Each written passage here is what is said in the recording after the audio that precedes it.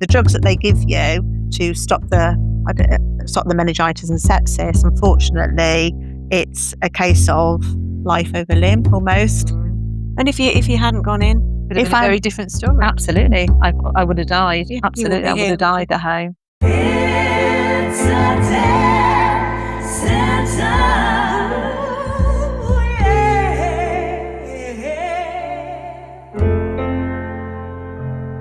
So welcome, Jo Arnold, the lovely Jo Arnold, to It's a Death Sentence podcast. Thank you so much for being with us today, making the enormously long journey of 7 miles here. I'm feeling fine. Yes, I'm very glad to be here. You're one of our first guests to enjoy some wine while you're here as well. Yeah, Great. the advantage of coming in the evening. Yeah, No exactly. more evening guests. Exactly. So, Jo, a lot of our listeners, if they know you, will already know that you have had one hell of an experience in your life where you sadly contracted meningitis. You got very poorly.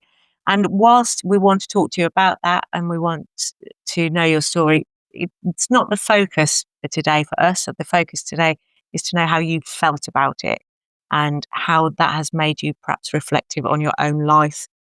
Having read some of the national press that you've received over the years, I don't think that anybody's really touching on this with you. So for our listeners that do want to know the entire story, you can type in Jo Arnold into Google and you'll find her on Spotify and YouTube, and you can get the entire story and we will talk about it.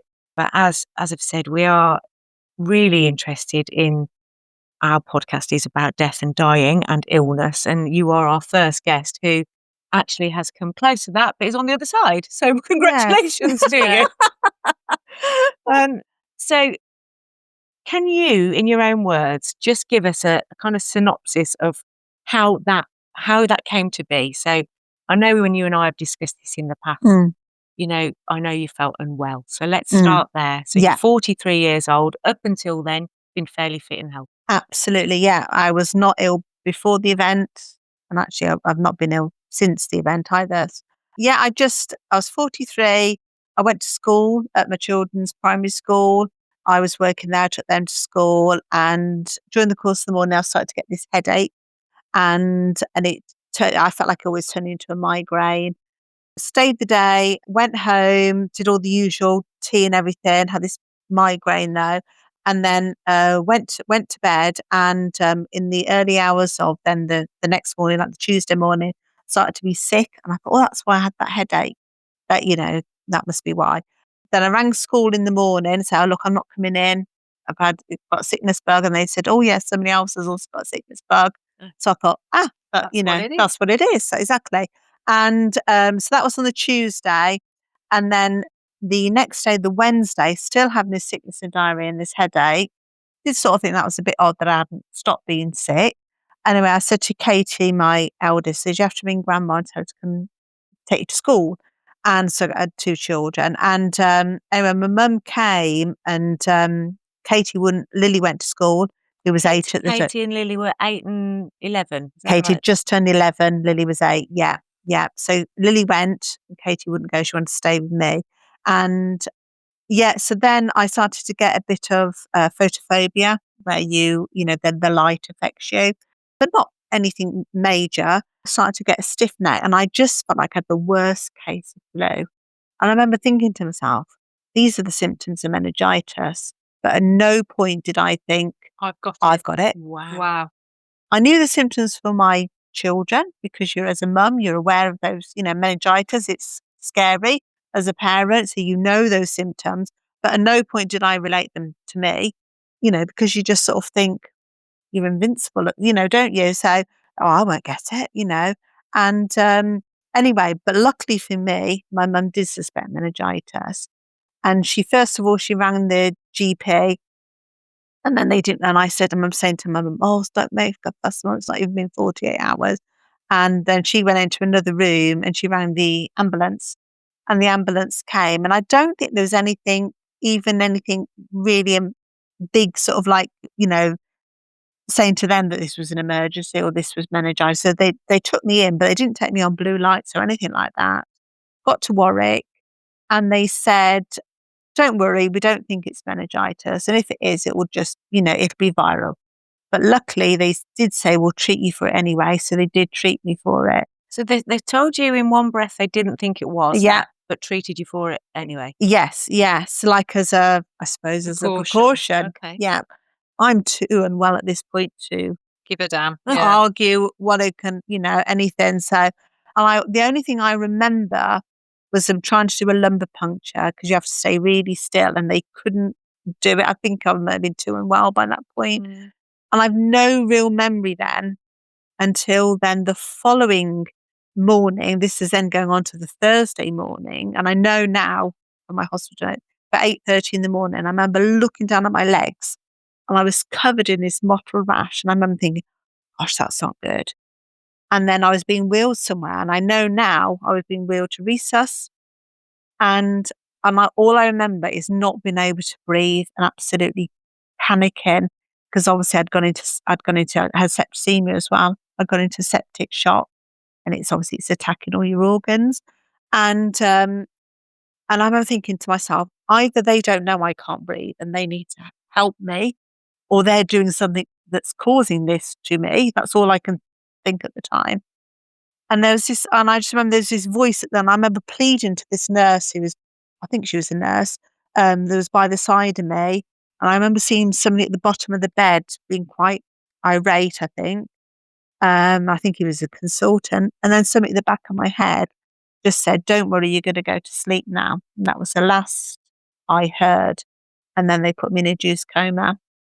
And then I woke up a month later in Coventry Hospital. They transferred me to Coventry.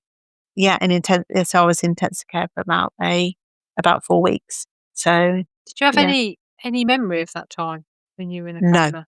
None. Well, I was saying that I did little bits because they try at various points to sort of wake you up a little bit. Not to actually wake you up, but I think to sort of see how you react or how your brain reacts and things like that. So I have I don't know if hallucinations of things where, because it was March the 24th that I became ill, and it was over Easter that I was in a coma. And I remember having hallucinations about chicks being born. And it was Easter, and apparently they'd put on the sort of tubes or the wires, little chicks to show to me that it was Easter. Wow. Okay. So I think there must have been, and then Some moments of lucidity there, Yes. even if they were brief. Yes, exactly. And I remember also waking up, I'm saying waking up, you can't move. I couldn't move because I think it's for every day that you're in intensive care, you lose a certain percentage of your muscle tone. So when I actually woke up, I couldn't move at all. I couldn't move anything. And I had a tracheostomy, so I couldn't speak. So I say wake up, I didn't, get up and, Go, I'm fine. Yes, Yeah. exactly. It was, but yeah, there were snippets of things I remember, and I can remember sort of like seeing people go by, and I think there was some, and a particular lady, an Asian lady, and my husband said that there was a particular Asian lady who looked after me in hospital. So I remember hearing Blue, so I think she must have been one of the nurses. So little snippets of that must have happened. That you can hear things, don't they? Yes. If you talk to them, they can hear you. Yeah, And olfactory, is that the right word? Is the last thing to go when somebody's Mm.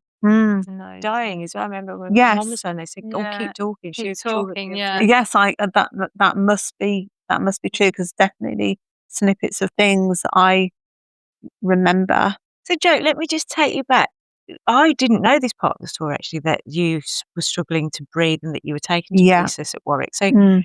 did they perform resus on you? Had it got to that stage, or did they No. put you into a coma in resus? They put me into a coma, induced coma in resus, and then I got transferred to intensive care, and I was put on what they call the life support machine, but it's not actually a machine. It's different machines for different organs. For every major organ, I was on a machine for. So Because they were failing. yeah, because of sepsis was attacking all my organs. So whether it was kidneys, liver, heart, lungs, everything was being was being supported. So in those, we're now talking 3 days, is that right? Monday, Tuesday, Wednesday? No, so 4 days. Yeah. You went from having a bit of sickness, Uh-huh. a bit of light phobia, like sensitivity, Photophobia. Yeah. Headache. headache, Yeah. to going into hospital where they treated you for meningitis, although they told you that They didn't think it was the case. No. Yeah. To seeing the rash on your legs. Yeah. And then rapidly going downhill. Yeah. Yeah. I've got my hospital notes, and although I have no memory of it, because I think there was told that a serious infection can wipe your memory. But apparently on my hospital notes, it said that time that I don't remember from entering hospital on the Wednesday about lunchtime to 8:30 on the Thursday being wheeled into recess. There's various things in my notes that says I alerted them the fact they had cold hands and feet, and that's a sign of sepsis. But I've no memory of that, of speaking to them or anything like that. Wow. I suppose that was traumatic. Mm, So, the brain's quite clever, isn't it? Yes. It sort It of was- removes or hides all those things from us. yes, exactly. Yeah. Oh, Still at terrified. what point, Jo, did you know you were really unwell? Do you know what? It's a hard question. As I say, when they wheeled me to recess and I looked down at my skin and the rash, although people associate meningitis with the rash can often is more linked to sepsis or blood poisoning. So you can have meningitis and you can also not have a rash. So people must always, not think, oh, just because they haven't got a rash, you can't have meningitis. That's just not true at all. So I remember looking at this mottled rash all over, and I remember at that point thinking, that's not good. That's definitely not good. But whether I knew, and I remember panicking about not being breathing. And I think one of the signs of sepsis as well is the fact that you think you're going to die. And I think probably at that point, Yeah, I sign did of think, impending doom. Yeah. Feeling of impending doom. yeah, when you can't breathe. Yeah, really. Yeah. So Carrie, I should have done this introduction before, but Carrie works I for used- the coroner, but is ex-ambulance service as well. Yeah. So Oh, she's very, okay. very well Yeah. versed in all of this. Yeah. So Yeah. sepsis, and sepsis obviously is just rapid as well, isn't it? Mm. Yeah. It's like So meningitis time was critical. it the sepsis that they put you in an induced coma because of the sepsis, or because of the whole lot? Or Whole lot. Yeah. Yeah. Yeah. Yeah. And do you know? It's such an obvious question, but do you know how you contracted it? No, I don't. When I was sort of came out of the coma, and obviously you ask these things, and the only thing that the consultant said to me is I had pneumococcal meningitis and septicemia. So the pneumococcal bacteria is just out there in the community, and it just has the opportunity to take hold. So, like, I think half of all school children carry the pneumococcal bacteria Just in the back of their at the back of their throats, Yeah. at their noses. Obviously, I worked in a school, and they don't, so we all, carry these things. 1 in 10 people in the community carry it, but they don't know why, for what reason that then becomes meningitis. So they don't know why it passes then through that meninges that surround your brain and becomes meningitis, why you're carrying it, harmlessly. Yeah. But It for affects me, somebody else. Yeah. it became that. So that's still not really known, is No, it? Quite nobody- researched. Nobody knows that. Yeah. And how are there? I mean, sorry, I'm such a novice when it comes to this type of thing. I know there are different types of meningitis, but are there lots of them? Yes, there are quite a number of them. Yeah. I don't know exactly how So many, is but pneumococcal meningitis one that is more rare or more common? I think it's fairly good. I mean, the pneumococcal bacteria is common. I think it is. Men-Bs is one of the most common strains of meningitis, and particularly among young people. So the ones who go to university, teenagers, Yeah. Men-B is a big one. But I know that you can now get the pneumococcal vaccine now for people over the age of 65. What? So, Why is it only available to people over 65? and it's in the childhood immunisation programme, but they also now give it for people over the age of 65 as well. Because they're considered more vulnerable. Vulnerable. I Yeah, guess. yeah. Wow. It is, I mean, I've heard your story before, but there's parts of that I've not heard, which are, Yeah. it's shocking to listen to. Yeah. It really is. And I suppose have you got to a point in your life where you've said it so many times that it, becomes second nature to you, or every time you Yeah. revisit it, do you find that you still can't believe that's happened? Yeah, I think that is really true. Actually, that sometimes when I'm say typing out my story to read to an event I practice, I thought, oh God, I've heard this so many times. I'm boring myself actually. And if I say to the girls or Paul, I say, do you want it, can I read it to you? And they're, oh my God, Again, like, yeah. roll, no. They're just doing Cheers, family. Yeah. Cheers, loving family. like, do we have to, I could see them like nodding off. I was like, so, but then I also, you sort of detach from it where you think, did that really happen to me? Even though I've got a constant reminder in my hands, you sort of like disassociate yourself from that time when you was. Do you think that's our human nature in its preservate? It's trying to preserve our, Self-preservation, isn't it? Yeah. like keep us sane, basically. Yeah, it must be. It's Yeah, gotta be. must be. I was going to say, sorry, Emma. I was going to say, when you woke up and then you realised that they'd had to amputate some of your fingers and things, how did that make you feel? Well, when I woke up, they hadn't done the amputations then. Okay. So, yeah, and obviously when, people say about when you wake up, you don't wake, it's very gradual. And so you couldn't move. You've said to us I already. couldn't you move and or speak. I couldn't speak. No, because I had this tracheostomy in me. And so you wake up quite sort of, first of all, they, wean you off the drugs a little bit and you hallucinate a lot.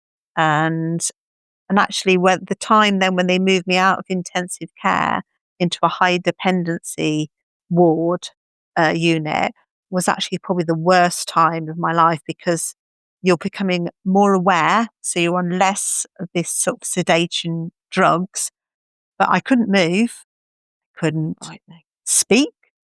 And I was just frightened and panicked the whole time because I was, becoming more aware, but there's nothing I could do to alert talk to anybody anyone. or absolutely nothing. And one of the most frightening times, actually, this happened in intensive care, was that because all my arms, because the sepsis had destroyed all the skin on my arms, this arm particularly was the worst. It weighed an absolute ton. I don't know why, whether it was fluid, I don't know why, but it was really, really heavy. And they put it across me like this and onto my chest. And apparently my heart rate and everything dropped and I couldn't breathe. And I knew what it was. It's because they put this arm and it was pressing on me and I couldn't breathe. But I couldn't tell them that. God, that's so far. Almost suffocating by your own I arm know. and can't tell them. And I remember then, I don't know what they did. Nightmares are made of. Yeah, I don't know what they did, whether they realised or what, but I remember this doctor saying to me, we don't know why that happened. I remember thinking to myself, I do. Yeah. I bet that wasn't the language going through your own head, Yeah. was it? I was bloody well do. Yeah. Get my arm off me. Yeah, I had enough of a presence to know thinking I do. It's Yeah. because they hadn't took it off. I don't know, they were trying to roll me or what they were doing. I don't know. But there was some, that was probably the most frightening time. At that time, did you think, oh, I'm going to die, this is it? And did you know that you'd been in a coma for a month at this point? No, no, probably not. No, not at all. Probably one of my earliest memories of intensive care was that the girls hadn't seen me for about a month. And so it was Lily's birthday, what would she be, her 9th birthday. And they said about that the girls could come in and see me. And I remember them telling me that they're going to come and see me. And I remember, waiting for this or trying to wait for it. It's all so muddled in your head and what's real, what's hallucinations, what's actually real. And I remember them coming, and all I remember is, that they'd pulled the sort of bed sheets right up to cover all the damage that had done to all from the sepsis on my skin. And I remember the nurses sort of saying to the girls, sort of guiding them about, oh, you can brush mummy's hair. Of course, I couldn't speak to them. I couldn't move. And it just must have been, I just remember that. I remember desperately trying to stay awake, but obviously the drugs just, Cold. yeah. So that's probably one of the earliest memories I have. And still got this sort of like Polaroid photo of them just looking sort of these smiles, four smiles. Yeah. I bet they were terrified. I bet, yeah, definitely. Yeah. So this one, my next question actually, because I remember talking to you some time ago, when they spoke with your husband and explained to him the severity of what happened and that your chance of survival was actually very low. Yeah. 20%, is that about right? Have I read that right? Yeah, I think it's they take off, I've heard, I don't know if this is actually true, but they take off 10% for every major organ that is failing. They take off 10%. And I found afterwards, I think that actually 20% was being kind. Really? Yeah. Okay. So have they, your girls now are older, you know, they've both gone off to college and university and are doing well.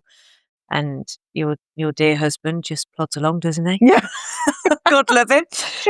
Have you had many discussions with them in the years after about how they felt about having that information given to them? Well, Paul told me that he was told to bring the girls in to say goodbye, both at Warwick and at Coventry. You know, you need So it to. happened twice. Well, I think when I was obviously at Warwick, I was there first, and I was obviously very, very ill then, and very little chance of surviving. So he was told then. Then I got transferred, I think, after about 6 days to Coventry. So I was still obviously very ill there. So I think when Paul went there as well, they said exactly the same as Warwick. But in Paul's mind, he was like, no, I'm not going to do that. And he always jokes and he always says, which we always laugh at. He said to me that I know that Jo wouldn't leave me to bring up the children by myself. There's no way she'd trust me to do it. So I know. Oh, bless you. So I know she's not gonna, she's not gonna She's leave. a fighter, yeah. How incredible that you can have that humour about it though now. I mean, because really, at the time, he must have been, it must have been so lonely for him, because the only person he Absolutely. wants to talk to about it is you. Yeah. You're not available to him in any Yeah. capacity, and he's got 2 quite young girls. Yes, exactly. And I know you've got both brothers and sisters. Yeah. Yeah. And so presumably they were in the equation. Yes. Mom was still Yeah. with us at Yeah, this Mum and Dad time. was there. Yeah. Yeah. And so there was quite a good family Yes. unit. Yeah. Yeah. So plenty of people looking after the girls, but still to be told as somebody's spouse that Yes.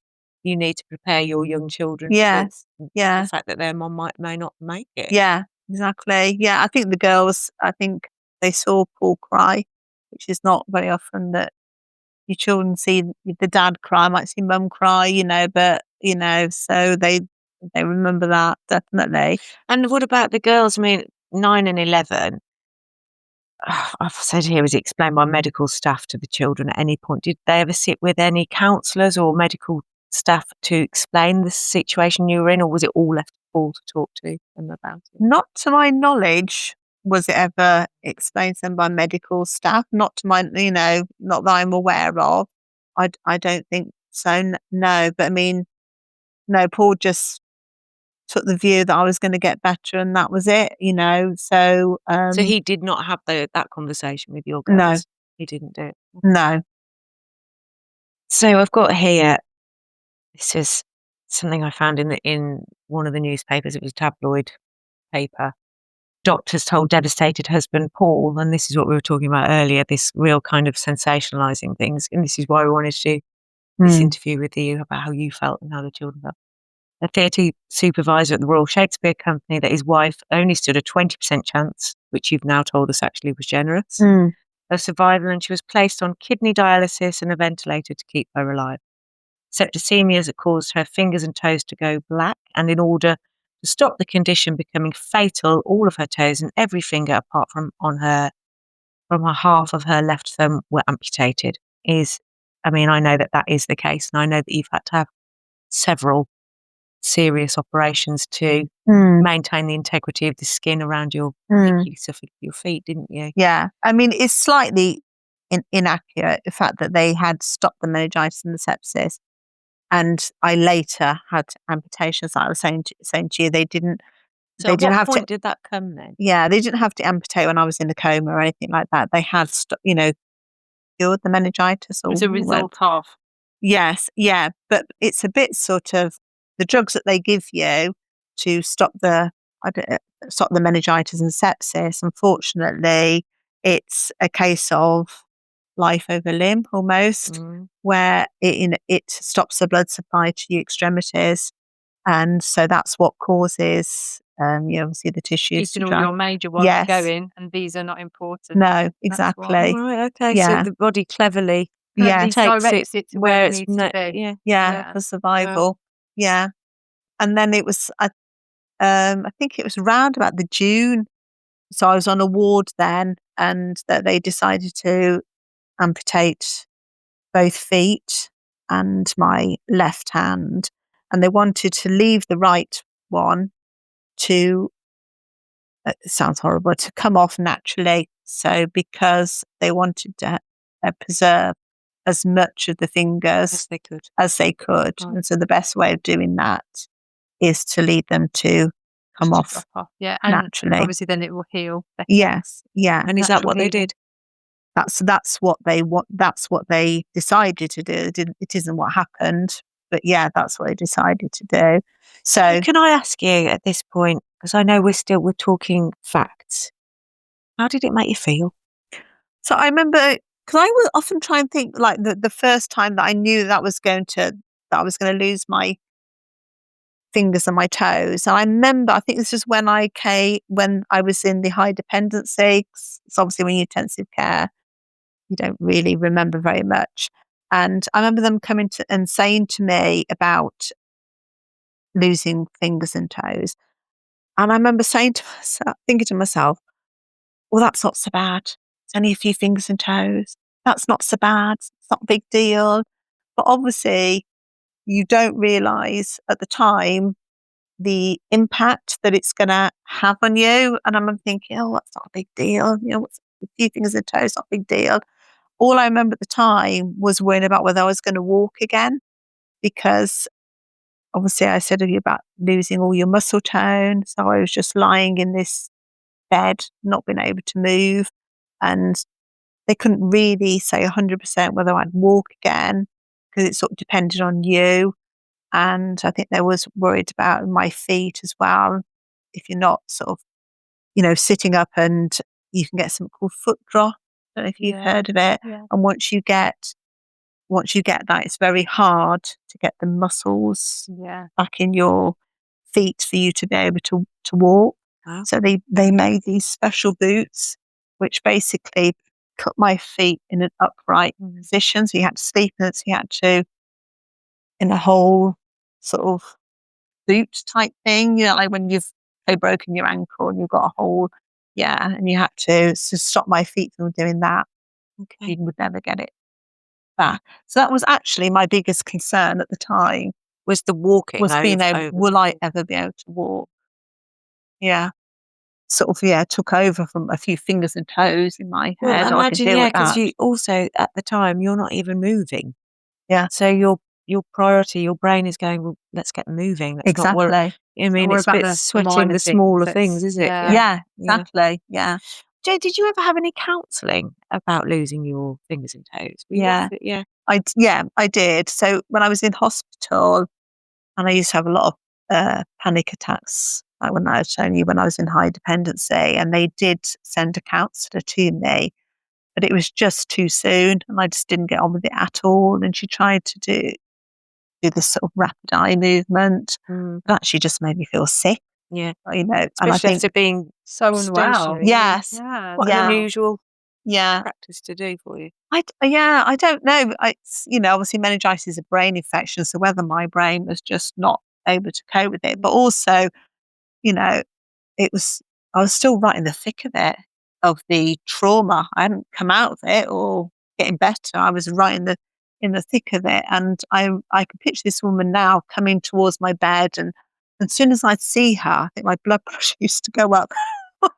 You had a really counter effect. Yeah. Like that. Oh, here comes the counsellor. Yeah, because I knew she was going to take me back to that Okay. time. And the last thing I wanted to do was relive it. Yeah. I was still in the middle of it. Never Probably mind. thinking, you silly cow, I'm not through it Yeah, yet. No. That's something you deal with Exactly. post trauma. Yeah. Is that because there's not really a person whose role it is? Well, they've probably never done it. They've probably never lived through it. Yeah. So they're going. Whose you role know, is it to talk to somebody who's currently in that situation. Or Yeah. somebody like you, Jo, Yeah. somebody who's actually been through it. Yeah, You know, that would be Yeah. the ideal person. Yeah, it wouldn't it? really would. exactly. And To I'd go- have like my husband there, and we'd be talking about, I don't know, the girls or whatever, just something that took me away from, didn't mention meningitis or anything like that, or amputation. And then she'd come along and she'd go, tell me what your worst moment. I think, right now. You fucking being here. exactly. I was thinking, and afterwards, I think the nurse did my blood pressure and it was like sky high. And I had to tell him in the end to stop her to come in because I just could not bear the sight of the poor woman now was obviously, trying to Sure, yeah, do her job yeah. or whatever. But I just, as soon as I saw her, I just thought, I can't speak to her. So I felt my living nightmare, basically. Absolutely.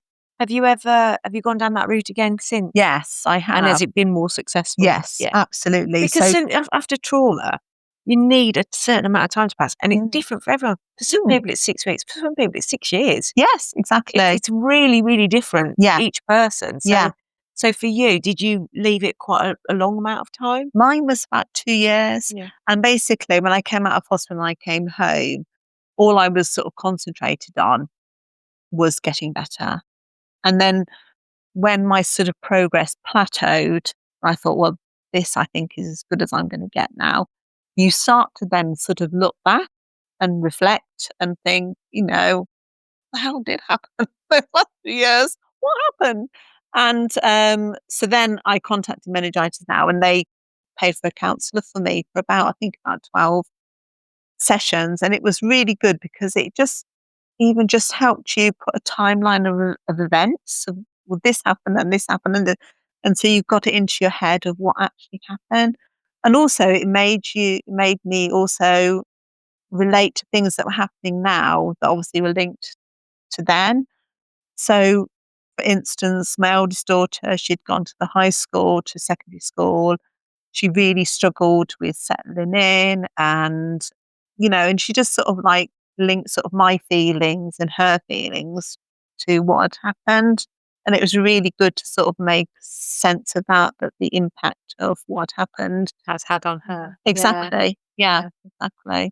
So Meningitis Now, sorry, Yeah, you carry on. mentioned them. Who are they? So they're Tell our a charity, a really fabulous charity that has supported us. So not just me as a person who's had it, but our whole family. And, they provide, advice, support, also things like financial support. So if you need a piece of equipment or like, for example, I needed adaptive equipment in the kitchen, they will provide that sort of thing, but also counselling. Thing for the girls, the girls joined something called Believe and Achieve group where they went away on residential weekends. Wow. So yeah, Was that with other children who had been affected by meningitis either personally or within the family? yeah. So that common ground. Yeah, exactly. Yeah. And they're still in it now and they still do things now. Amazing. And Yeah. I'm right in thinking, did you not become an ambassador for that Yes. charity? Yeah. Are you still? Yes, I am Are you still. still actively doing things Yes. for them? Yeah. Yeah. I mean, I think quite recently, I did one for West Midlands Ambulance Service. So yeah, So you were with? yeah, two paramedics there. Somebody I knew had asked me, so I went and as an ambassador for Meningitis Now, and I told my story there. And I think some of them were quite shocked actually because I said, it's the ambulance from this very hub. It was from Warwick, and I was at Warwick. Came to me, and I don't know whether they realised that I had meningitis because I didn't go on blue lights. And actually, this is what happened afterwards. And I think that so they were quite sort of, I said, that luckily for me, the decision was made that they took me into hospital. They could have thought, well, you've got a sickness bug, you've got gastroenteritis, all the other things that were on my hospital notes that they were thinking it could be, other than meningitis. She's, And if you hadn't gone in, Could have been a very different story. absolutely, I would have died. Yeah, Absolutely, I would here, have died at home. I would have done, definitely. And look, and going back to the beginning of the interview where you said how rapid that downhill was. I mean, even if you were blue lighted in at that point, presumably, once the organs start to fail and stuff, it's just frightening, absolutely frightening. Here's a question. So, when you reflect on that entire situation, do you feel lucky to have survived it? Or do you feel unlucky that it happened to you? It depends on the day. The day, the hour, the minute, and how much wine I've had. Exactly. I think most of the time I feel lucky to have survived it. Yeah. I do. And I don't dwell on things. And I'm very much a looking forward type of person, positive person. But there are times, particularly if I've dropped something in the kitchen, I can't open something, or something like I take a glimpse of myself in the mirror with our hands, I might think I'm unlucky. So it just depends. And that's trauma. That's Yes. what it And does, isn't it? frustration, isn't it? Yes, You yes. can't do the things that Some you of it's Exactly. practical, isn't it? before, Yes, yes, Yeah. exactly. Jo, do you find that people are afraid to talk to you about the physical changes with your amputations? I know that you've been a teacher, and I know that you went back as a TA, didn't you? And I know that you've shared some stories with me about how the children have reacted to how your hands look. But, we know about out of the mouths of babes. They just generally say exactly how they feel. How have you found the experience with other adults? Have you found most people are good at talking to you about it, or do they shy away from So they it? just ignore it. Yeah. Yeah. I'd say just ignore it. I don't think I've ever had anybody come up to me and brought it up. I can't think of a single person that has said anything to me unless I've got to know them. But no, I can't think of a single person that But how does that make you feel? Do you sometimes think, you must see people looking at your hands, or if you've been struggling, I know that at times you've struggled with your walking and when you've had to have repeated like operations and things like that. If they choose to say nothing to you, do you know that that's generally their fear rather than them being rude? How does that make you feel? a bit mixed. I mean, I think most of the time I always wear long sleeves. I have my hands in my pockets. I'm quite sort of Self-conscious. self-conscious, exactly. So I try and hide it. And I think a lot of the time, same in the super, I don't think people actually notice. Most people are just going about their daily business or whatever. So I don't think so. I don't think many people do notice because I do sort of cover up. And so in that ways, I'm quite glad to just sink into the, not be noticed and that not be noticed. And I'm quite pleased with that. But yeah, maybe other times as I've got to know somebody and obviously, they do notice, it would be nice to talk about it. But I don't think people do. I don't know why they don't but I think it's a bit like how we are ill-equipped about talking about death, which is our whole thing. That's what we want to do the podcast. We want people to have normal conversations about things that happen to people all the time. In the same way, if somebody has suffered in the way that you have, we're ill-equipped to deal with it. As a society, as a culture, we're ill-equipped to deal with it. What would be for you an ideal situation to get people better at talking about this kind of thing? Yeah, I think if especially if you've got to know that person, it would be nice to talk about it and sort of rather than just talk about it with a health professional, a counsellor, or, whatever. I mean, I've got to say my family are very good at, not skirting around the issue. They will say it and we do have a laugh, a joke about it, which probably some people would probably find, oh my gosh, you can't say that. But You can though, I can't think you, with your friends and family? Yeah. Sometimes it And makes it's it easier. important. yeah, It makes it tolerable. yeah. But we're very good, especially my husband, at saying things that I remember when Katie had brought home a boy who a boyfriend, and we got to know him very well. And I remember him saying to Katie, "Whether to laugh at that, because I think my husband had made some joke about getting me a pair of gloves for Christmas." Oh.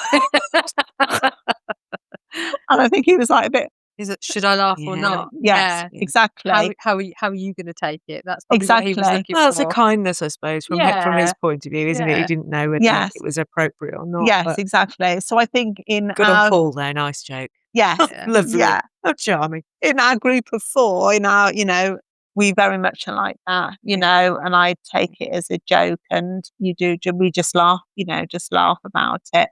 my youngest daughters as well, if I'm asking her to do some, and she'll go, oh, you're playing the meningitis card, Mum. So she didn't want to do it either. So Yeah, it's good. There's a fine line, isn't there? I mean, it's for friends and family and people getting to know you. Mm. Yeah, talk about it. Yes, With your close friends and family, you can joke about it. absolutely. Also, it's not something for Joe Blogs on the street to be, joking and laughing at you. No. There's a very fine It is, line. that's exactly Absolutely. that And there fine needs to line. be What's that respect. appropriate, isn't Yeah. it? Absolutely. What's okay. That's why, I mean, in the supermarket, I'm quite glad to just Yeah. sink into the And you don't really crowd. have to explain yourself to everybody because No. it's none of their business. No, and I So- probably would be quite offended if somebody did say something Absolutely. to me. Absolutely. But my husband and my children to make a joke, so that's Right. fine. That's fine. Yeah. Well, we've done a whole episode on using humour in the face of adversity. But in our episode, it was about trauma of death. But humour is, as we know, without it, we are And you- wretched. Yeah. That's- What have we got? Like what Absolutely. we've got to do is think about all of the things that were awful that have always happened to us. Yes. It's like, And it's like that Yeah. trauma bond, isn't it? You've been through that together. You've been through how stressful that was. And sometimes the only way to remember it without breaking down is to make a joke out of it. Absolutely. Yes. Yeah. Exactly. I think it's really important. so I mean, this is a bit of a sad question, but keeping the experience in mind, so everything that's happened to you, Jo, do you think it's changed how you now look at illness and the prospect of dying and death itself? Ooh, have a look at illness. I think now, in terms of illness, I'm much more aware. Whereas before, I would have thought, "Oh, it's not going to happen to me," but I can't afford that luxury, that innocence of thinking that.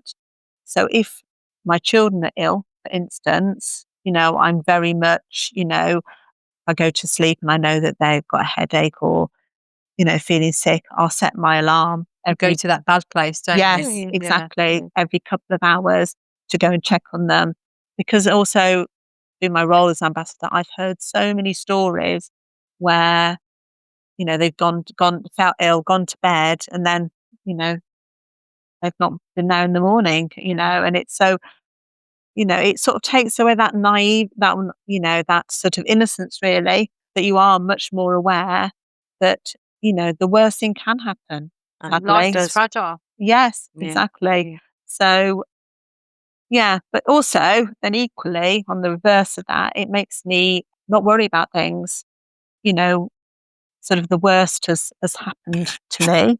And, so if say somebody was going to ask me something that was out of my comfort zone, I think, I sort of think, so be it tell my story to a group of people I've never met and We'll cover the podcast. yes, Death. exactly. Exactly. Yeah. I might, I think, do you know what? You almost died. You've had your fingers chopped off and come on, You can do this. get a grip, Yeah. Yeah. exactly. Yeah. Jo, I know that you lost your own mother in recent years, and that along with your children going through the whole experience with you. Do you think that you can now talk more openly about death and dying than you might have done before those two major events, so the losing your mom and almost losing your own life? Yeah. Yes. Yeah. Yeah. I think so. I think with my mum, it's almost still hard even to, when I talk about my mum dying to my sisters and my brothers, in a way, we do, again, we're a very close family and we're very open and we talk about the event that happened on the day of my mum dying. She got quite severe bleeding to the brain and she never regained consciousness, and it took a few, and she went into palliative care for a few days.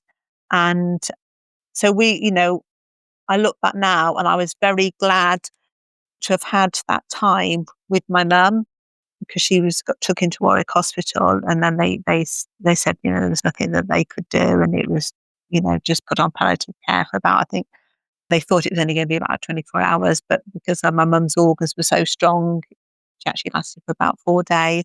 But I look back now and I think we were all round the bed and we were all telling stories of again, laughing and joking with some of the funny stories from my mum and things that had happened. And I look back now and I'm so glad that we had that time. I think it was actually such a healing part of it, just all being there together. My mum in the middle in the bed, us all around the bed, and, supporting each other, talking about my mum. I think that was a really special thing that happened actually. Almost So, like the good death. yes, If you could have one. yes, absolutely. Yes, yeah, yeah. I've heard that, but I never really thought of that until I saw this on the news about assisted dying and about good death and that sort of thing. And I thought, actually, that was I couldn't have asked for anything better from my mum. And I think that helped us as a family. Yeah. Definitely. And do you think, as a family now, having gone through that do you feel you're quite, better equipped at talking about death, and with you, as your girls are as well? Or do you think, especially for your girls, having gone through what they've gone from that such young age to the age they are now, experiencing it with you, experiencing it with your mom, do you think that they are better equipped in dealing with it? Or if they were to have friends whose parents or relatives were poorly, would your girls be able to talk more openly about it, do you think, as a result? I think so. Because obviously their experiences, you know, are probably completely different to other people's. So they've gone through things that other children of their age, haven't and hopefully will never.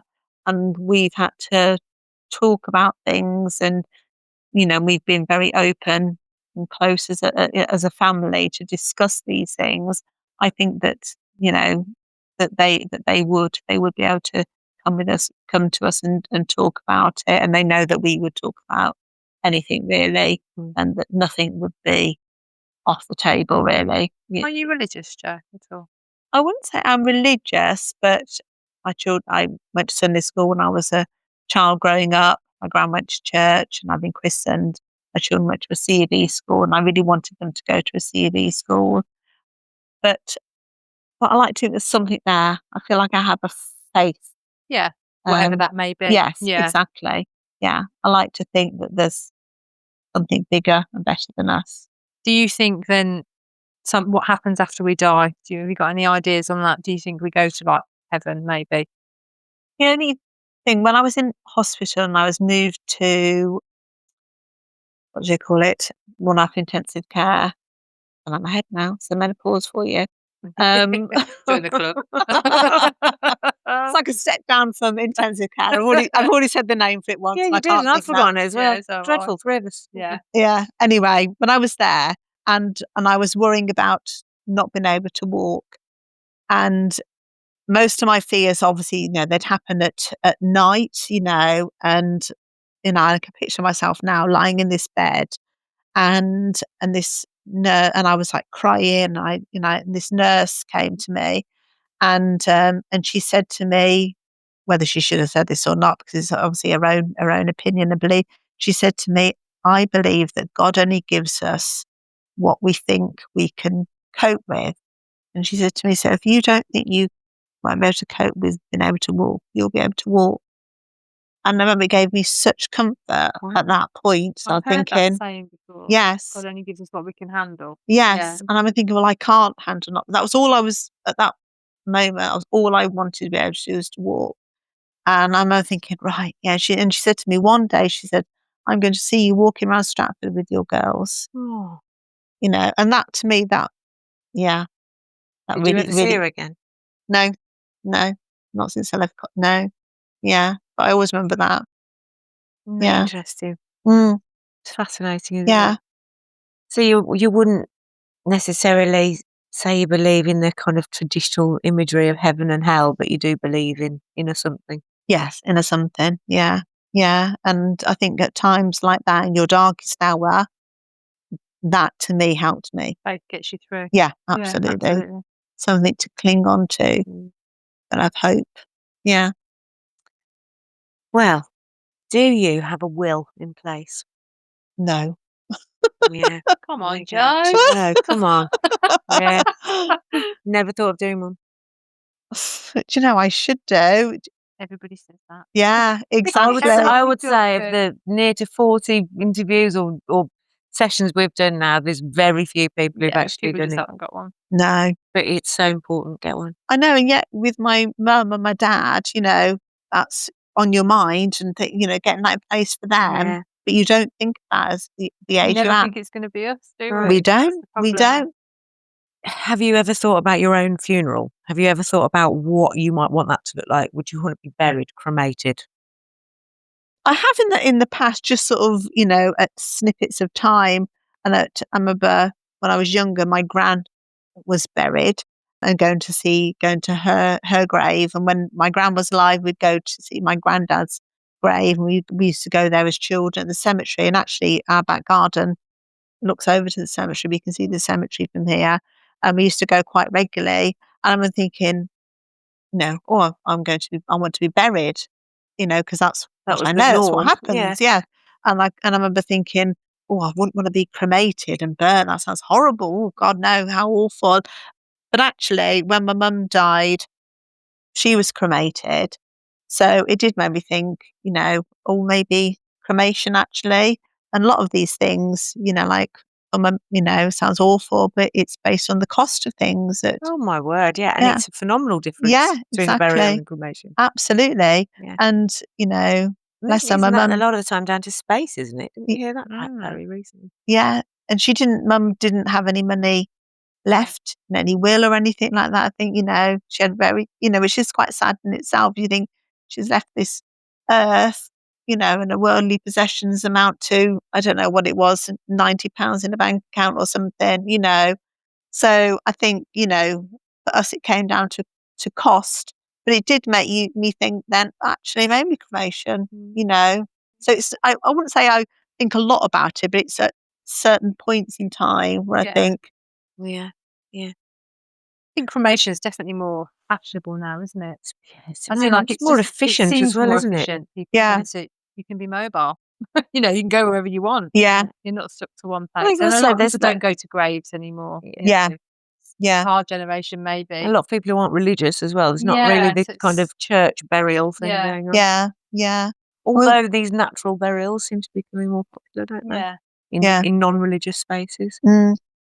So, Jo, if we could see into the future and we knew when your time was up, would you want to know?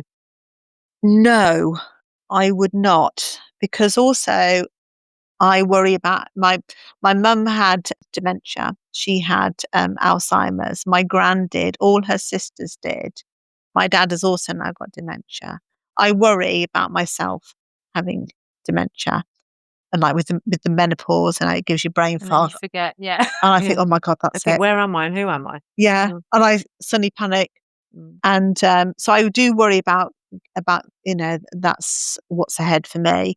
And I watched a program once, and it was about a family who in a similar thing where it was in their family, and I think the one son could have a test to see if he carried this gene that meant he was more predisposed to having it, and actually decided not to have this test to find out whether he was going to get this in the future. And it did make me think, well, if I had that test, would I want to?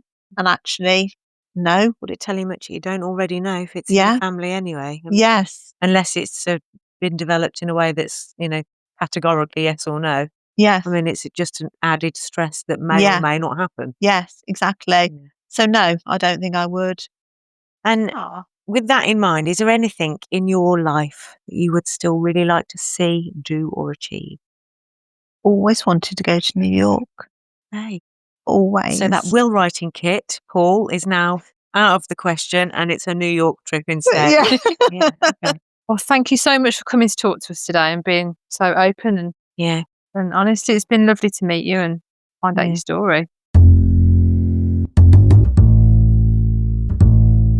Thank you, dear listeners, for tuning into It's a Death Sentence. Please keep listening to our weekly episodes. And if you like our show, please like, share and subscribe. We are dying to talk to you.